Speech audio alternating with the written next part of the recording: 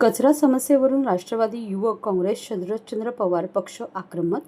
गेल्या 4 दिवसांपासून कळवा मुंब्रा परिसरातील कचरा उचलण्यात येत नाही, त्यामुळे कळव्यात कचऱ्याचे ढीग दिसू लागले आहे। त्यावर पालिका प्रशासन उपाययोजना करत नसल्याने राष्ट्रवादी युवक काँग्रेस शरदचंद्र पवार पक्षाचे जिल्हाध्यक्ष अभिजित पवार यांच्या नेतृत्वाखाली ठाणे महानगरपालिका मुख्यालयासमोर कचऱ्याचे डंपर रिकामी केले गेले। कचरा समस्या तात्काळ मार्गी न लावल्यास यापुढे आयुक्तांच्या बंगल्यासमोर कचरा टाकू असा इशारा यावेळी अभिजित पवार यांनी दिला। डम्पिंग ग्राउंड नसल्याने कारण पुढे करत ठेकेदारांकडून कचरा उचलला जात नाही। परिणामी कळव्याच्या विविध भागात कचरा साठू लागला आहे। अनेक सोसायट्यांच्या बाहेर कचरा जमा होत आहे। हा सराव कचरा अभिजित पवार यांच्या नेतृत्वाखाली पूजा शिंदे, विचारे, कैलास हावळे, राजू शिंदे यांनी एका डंपरमध्ये आणून महापालिका मुख्यालयासमोर ओतला। त्यामुळे पालिका परिसरात एकच खळबळ माजली। दरम्यान या संदर्भात अभिजित पवार यांनी जनतेकडून कर घेऊनही त्यांना सुविधा न पुरवणाऱ्या पालिकेचा कारभार हा कचऱ्यात गेला आहे। आज फक्त पालिकेच्या दारात कचरा टाकला आहे, पण जर एका दिवसात हा कचरा उचलला नाही तर पालिकेतील प्रत्येक अधिकाऱ्याच्या दालनात, संबंधित अधिकाऱ्यांच्या घरासमोर तसेच आयुक्तांच्या बंगल्यासमोर कचरा टाकण्यात येईल असा इशारा दिला। ज्या दिवशी दिवाळी होती, पाडव्याच्या दिवशी मी असाच कचरा पारसिक नगरला होता, खारेगावला होता, त्या ठिकाणी उभं राहून बोललो होतो या कचऱ्याचं काहीतरी करा। तो कचरा तेव्हापासून ते आतापर्यंत तसाच पडून होता। तो कचरा उचलण्यात येत नव्हता। आज खारेगाव मध्ये जवळजवळ 1-2-3 टन असा कचरा जमून आहे।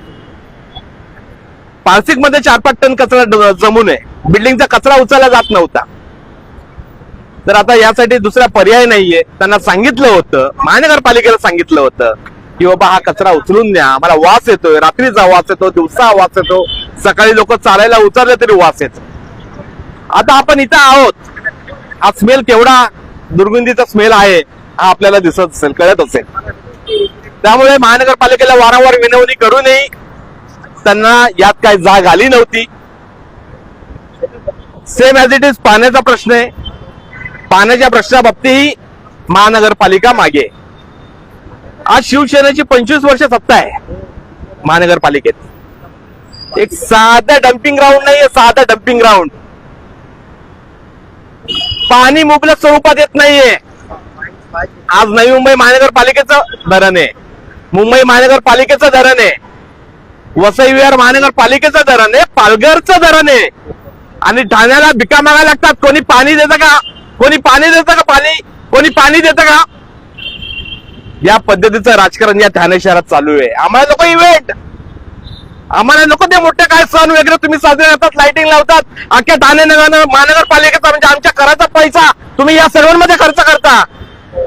आम्हाला मूलभूत फक्त जे काय असेल ते आम्हाला पाहिजे, जो आम्ही स्वतः टॅक्स पेड करतो। आम्ही पैसे देतो ना, आम्ही टॅक्स पेड करतो। आम्ही फुकट राहत नाहीये ठाणे महानगरपालिकेच्या हद्दीमध्ये। त्यामुळे आमच्या मूलभूत गरजा आहेत तर त्यांनी पूर्ण कराव्यात, हीच मागणी शेवटपर्यंत राहील। जर कचऱ्याचा वितरण व्यवस्थित झालं नाही तर इथून पुढे प्रत्येक प्रभाग समितीच्या समोर कचरा पडलेला असेल। जे अधिकारी कचऱ्यांचं डिपार्टमेंट ज्या अधिकाऱ्यांकडे, त्या अधिकाऱ्यांच्या बिल्डिंगच्या बाहेर कचरा टाकला जाईल। घोडबंदरला आयुक्तांच्या बंगल्याच्या बाहेरही कचरा टाकला जाईल। त्यामुळे याची उपाययोजना नीट करावी।